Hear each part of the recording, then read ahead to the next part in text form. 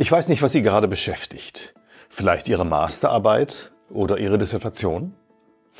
Aber ich weiß, dass Sie dafür etwas brauchen.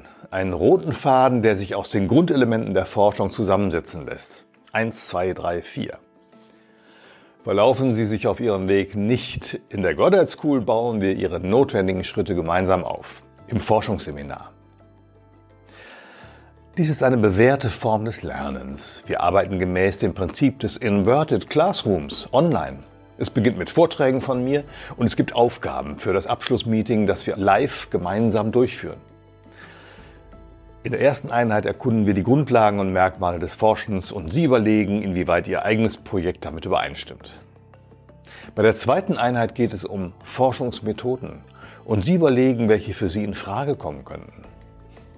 Diese beiden Einheiten sind on demand für Sie abrufbar.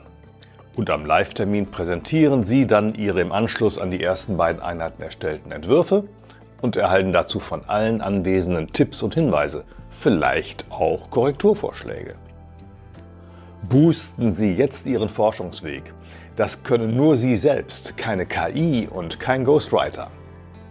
Forschen lernen, jetzt mit der Graduate School. Herzlich willkommen.